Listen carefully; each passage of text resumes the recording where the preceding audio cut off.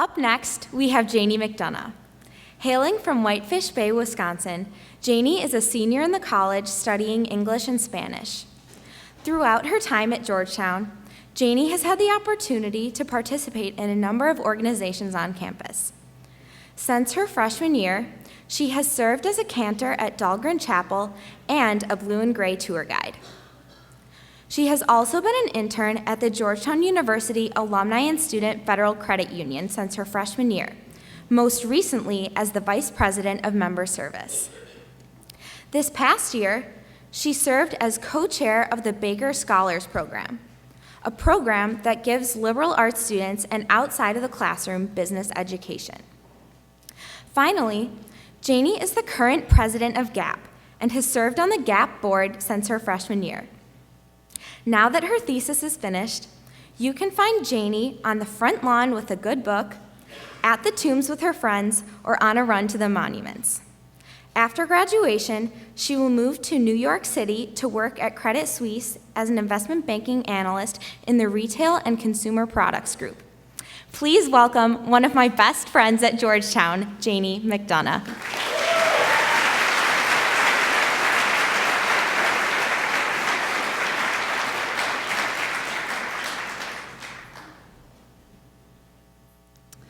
Good morning and welcome once again, parents, families, guests, and the class of 2020 to Georgetown University. Forgive me for sounding trite, but I could go right back to where you are sitting, and I'd do just about anything to get myself there. The class of 2020, the class with 4 glorious years of college ahead of you, with major imminent decisions of where you'll spend those 4 glorious years, and excitement about what exactly you'll do to fill your time. I'll be honest, when I realized that this year, your year, is the class of 2020, I could only think of one thing you'll be known for: the class of 2020 vision. I know, it's a silly pun, but I'm sure at least one of you out there was thinking the same thing. Vision is a funny thing. Sometimes we are so sure of exactly what our plan is, what we want, and what it will take to get us there. And other times, we just have no idea because we cannot see what the best possible plan is. Let me take you back 4 years ago to a warm DC day in late September. Picture a girl ready to take on all areas of the liberal arts, a little bit too eagerly, might I add. Taking college with force, I decided that an introductory economics course, something I hadn't studied in high school, would be a great way to expand my skill set and maybe even let me get a head start on one of our core Jesuit values, cura personalis, or care of the whole person. But on that late September day, I walked out of the ICC auditorium completely devastated. I had just bombed my very first midterm at Georgetown. I didn't even have to get the test back to know it. How could this happen? This wasn't normal. I knew college was supposed to be challenging, but I never expected a feeling like this. My heart was in my stomach, and the only thing I could do was walk. So I walked. From the ICC to the courtyard behind my freshman hall Darnell, back to the front gates, and even to the Lincoln Memorial. My throat was too tight to talk, and my face too red for anyone to see. My vision blurred from the tears streaming down my face, and I panicked. Did I even belong at Georgetown at all? How was a girl supposed to survive 4 years when she couldn't even do well on a midterm? Confidence shattered, I found solace in my Ignatius seminar, an English class entitled Faith, Film, and Fiction with Professor Dr. Mujica, where I found myself constantly raising my hand to participate in class, eagerly reading the books for homework first, and rushing outside to call either my mom or grandma to recap the day's lecture. Now, I'll save the suspense and let you know that I worked really hard and ended up doing just fine in the economics class. But the bigger lesson learned was that I didn't initially see what made me happy and where I really felt a sense of belonging. In thinking that my vision should be the same as so many others, I assumed I should study what everyone else was studying. I could not see what was right for me, and instead, I'd let others see for me. It wasn't until during my sophomore year, when I had about a 30-minute break in between class and a credit union shift, that I found myself gravitating toward the English department, just to say hi to my Shakespeare professor and ask him if he had read reviews of DC's latest performance of As You Like It. Professor Collins' office hours became a place to talk about my ideas, my interpretations, and how these thoughts come into play with academic research.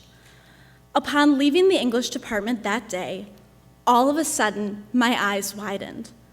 I had found my home, my space on campus where I could contribute ideas. Soon, office hours spent talking about women's roles in Shakespearean plays quickly became my most enjoyable conversations. For the first time, I understood the term professor could also imply friend, and with these visits, my eyes were open to the idea of contributing my ideas and my research. The Georgetown English department helped me get my vision back. Outside of the classroom, I have had a great number of challenges, discoveries, and experiences that I could have never predicted when looking into the future. These blind spots, if you will, are what made my Georgetown experience all the more worthwhile and unpredictably unparalleled.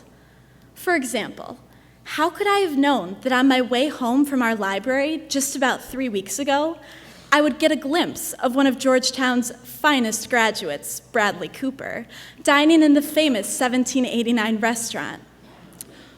Or that Georgetown alumni in the Baker Scholars Program would become my close mentors and friends, and ultimately work with me to visualize how my liberal arts degree could help me enter into the financial world. Or that running to the monuments would not be a running route to stay in shape, but one to reinvigorate my passion to contribute to society in real, tangible ways. Or that Dahlgren Chapel would become my sacred space to think in silence about paper topics, friends, and my future. These blind spots, my blind spots, disrupted a perfectly planned vision that my high school self could not prepare for. And I couldn't be happier about it. Because failing to see initially what would make me the happiest and most excited ultimately has led me to appreciate the many surprises Georgetown offers to each unique student. My vision will not and should not be your vision. Instead, I hope to offer you a glimpse of what could be, in the sense that this could be your home to make those wide-eyed discoveries for yourself. Georgetown takes vision and produces visionaries. That much I know is true. You might think you can see it all, but at Georgetown, you will be surrounded by peers, mentors, and professors who ask you to open your eyes even more to see more, challenge more, do more. Here, we value not always knowing, and we support each other when we're not quite sure what we should see. And when we do start to form these visions for our lives, careers, and relationships, we pursue them with passion and integrity. So don't worry if you don't know exactly what your vision is, or if you're already starting to think your vision will change. Hindsight is 20/20, and it's a lot easier for me to look back now and connect experiences and moments to produce meaning than it was to forge through those moments and create the vision moving forward. Sometimes you can't see it all, and sometimes you just have to close your eyes. Sometimes you don't have to see to really know.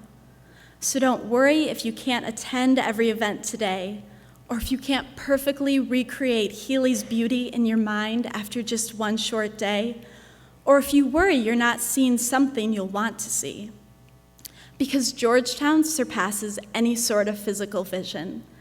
It has a pulse, an energy, and sometimes all it takes is closing your eyes and taking a moment to breathe in all of the happiness, talent, intelligence, drive, and support that permeates this campus. Your home class of 2020.